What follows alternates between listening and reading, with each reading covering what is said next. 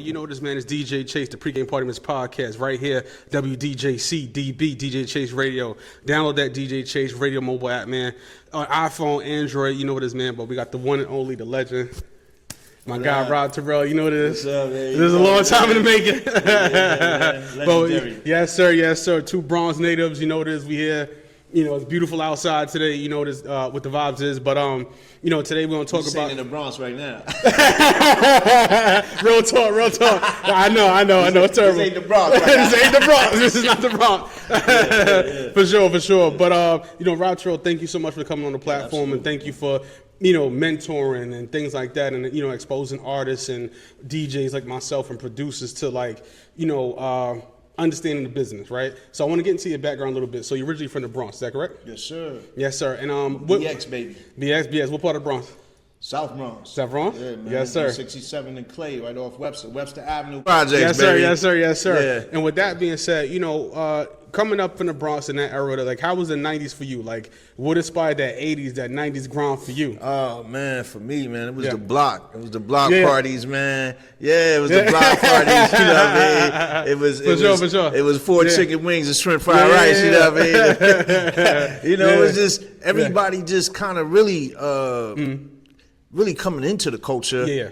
And it just kind of really starting to unfold to where it's like, wait a minute, hip-hop is really here. And it's mainstream, and so I just remember like just the whole movement with Eric B. and Rakim and Busta Rhymes and Tribe Called Quest and all of these artists just blowing up, Queen Latifah, and so I was just like, wow, it's the evolution really of the culture. Got you. And how did you get started in the music business? You know what I'm saying? Like I said, for people that don't know you, who are not, I don't know how they're not familiar with you. You are your social media. You a legend, Recording Academy. The dot connector. You know what I'm saying? The connection. So what like initially started you into the record business part of it? Really, man. Honestly, man, just trying to help a friend. Wow. Okay. Yeah, really trying to help a friend, man. Yeah. So I had one of my best friends was an engineer. His name was Swift. He worked for Calliope Studios. He was working on a lot of records, a lot of major projects, but he kept getting screwed over. Yeah. Right? Yeah. Like his name wouldn't appear on the album credit, I've been there.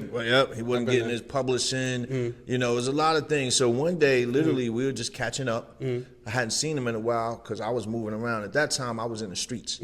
So I was linked up with him. He was like, yo, what's up? How's everything going? Blah, blah, blah. And he was like, yo, bro, like, I need some help. And I was like, okay, what do you need? I'm thinking he's talking about money. You know what I mean? Well, listen, I know how that goes. I'm thinking he's talking about some bread. Understood don't got to be understood. You know what I'm saying? But when he said, I need a manager. I said, a manager? Like, what you talking about? Only manager I knew was like department stores. Like, you know what I'm saying? Manager at the restaurant. Like, I didn't even know what the hell he was talking about. His girl, who's my home girl, she pulled out a book. And she was like, we want you to read this book. And it was like, all you need to know about the music business. Donald Passman. Yes, sir. Like, we want you to read this book. We think that you would really be able to help him, because like you have the gift of gab. So she was like, you read this and you understand and you'll be able to help him. And I was like, bro, come on, bro. I bro, I don't know nothing about the music industry, bro. I don't want to mess up your career, bro, And he was just like actually they have more confidence in me than I even had in myself because it just was such an abstract thought, right?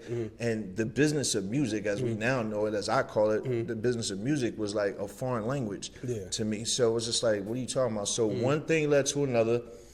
I did end up doing it. He was producing a group called Trends of Culture, who was signed to Jive RCA. Well, we were in the middle of doing a deal with Jive RCA. Then they was like, he's also, like talking about me, he's also our manager, because I was Swift's manager, and Swift had produced him. Next thing I know, I'm at the table doing a deal with Jive RCA. Crazy. And got my first check. It was like 20 and some change. That ain't bad for a first check in music. That ain't bad, man. not bad for a nigga that didn't even know what he was doing. Exactly, fact. So, with that being said, the grit and the grind of the street, you know what I'm saying? What was like one of the lessons that you learned?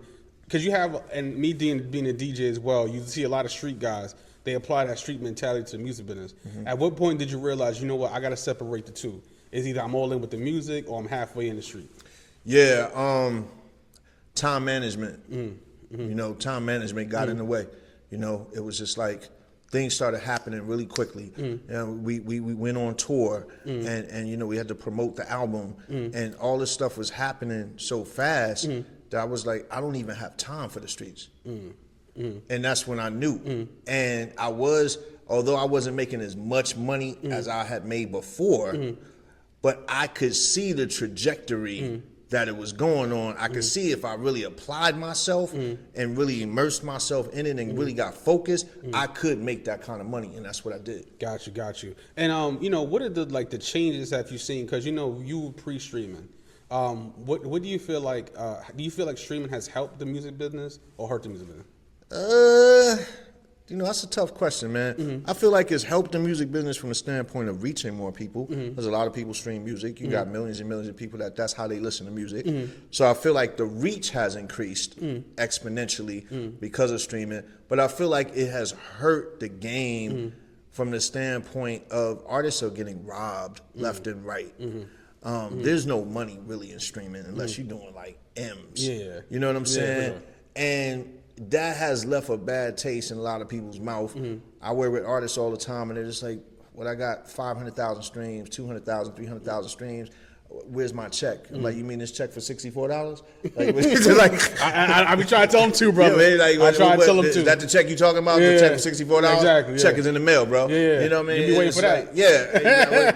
And then maybe just hawking me, bugging me like, for sure. like it's $64,000 and Yeah. it's $64. Yeah. So I feel like there's just too many ways to stream music for free that it's like the perception of it being a monetization tool is really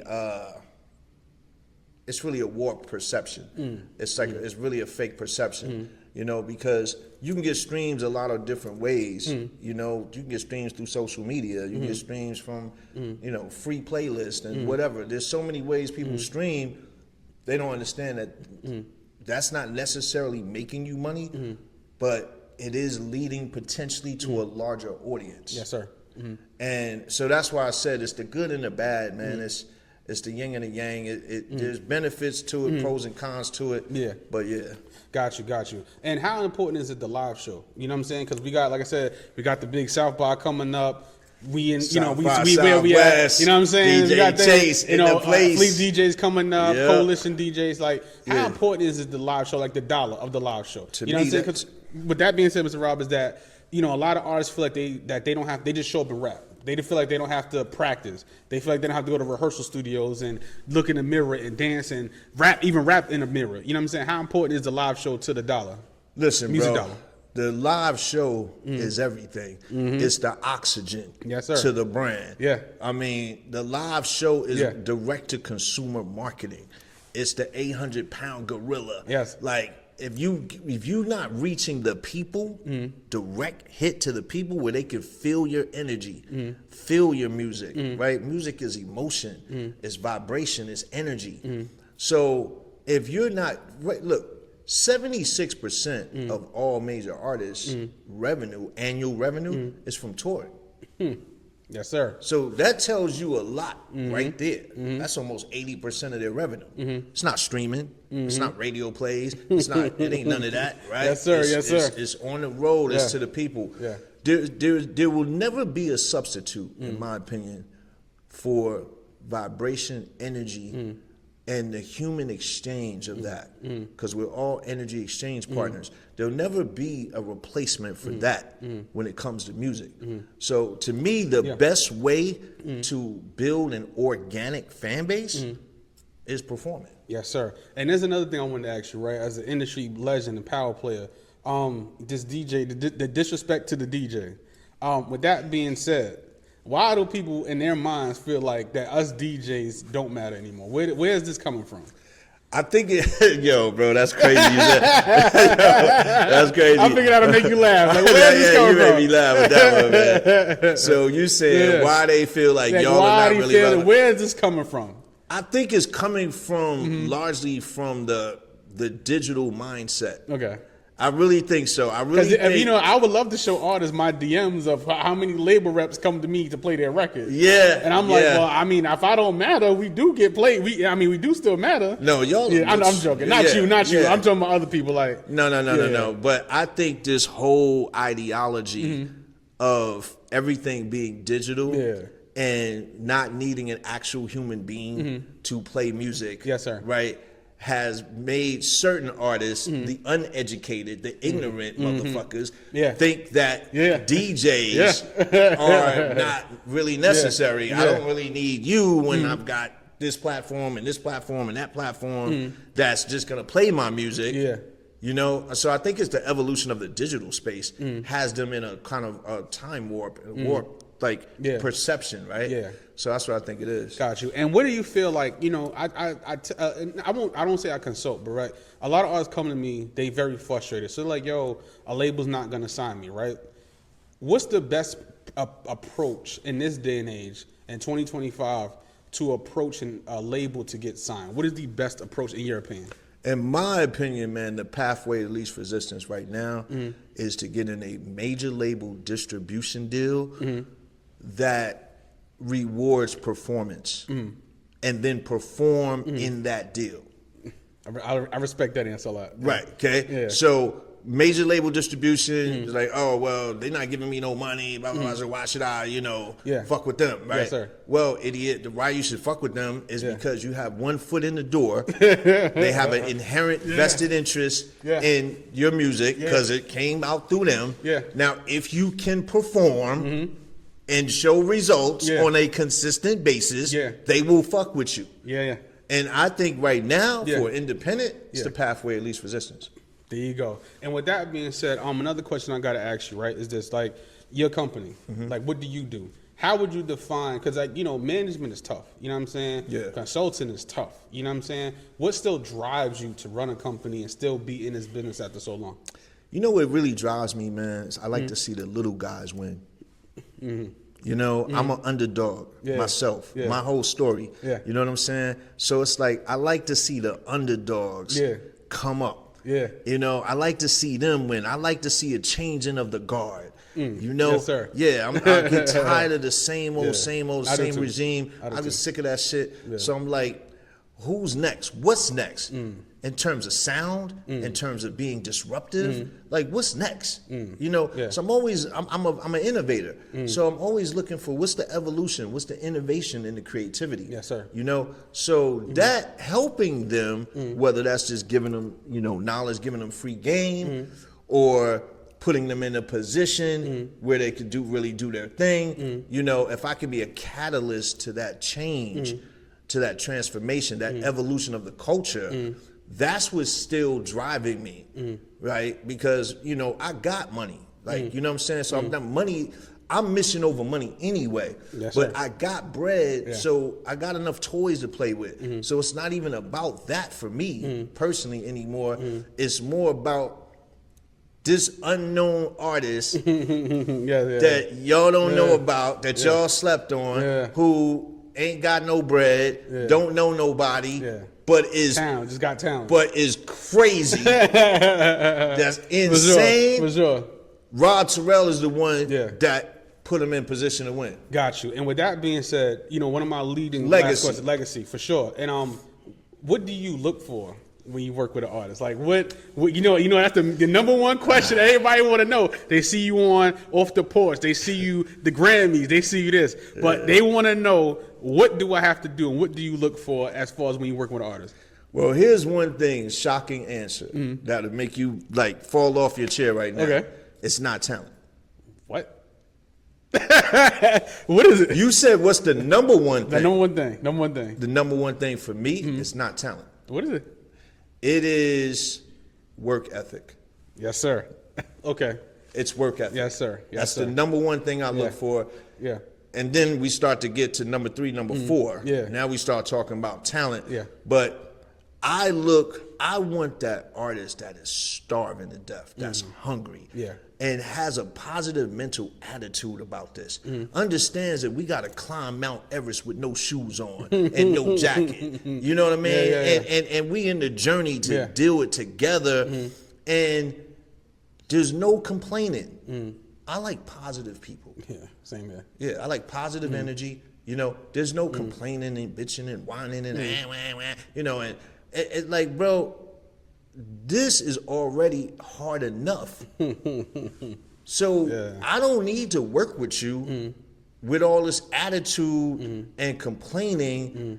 It's this spirit of this spirit is bad. The energy is bad. Yeah. So so that's number one. And then after I see the work ethic is there, they have the right attitude. Now I want to know what you sound like. Now I want to know what the talent is, because what happens quite often is a lot of execs do it in reverse, right? And they go for the talent, and I get it, I understand, right? Oh, that shit's hard, it's ridiculous, it's crazy, it's insane, right? But this dude is locked up every 2-3 months. He's, you know, this person stays in trouble. They not where they supposed to be when they supposed to be there. I can't count on you. You're not reliable, bro. That's like I don't need that. That's a headache. Yeah, sir. That's a headache. Yeah. And you know, one of my last questions before we get out of here is this, right? And I ask everybody this, and I'm gonna ask you this. What is one piece of advice, right, coming from all the things that you've seen in this business, all the struggles from prior to the music business? What's one piece of advice that you would give anybody getting into the music business today? One piece of advice that I give them, first of all, I would tell them, man, put God first. Keep God first in your life. Just in your life, period, right?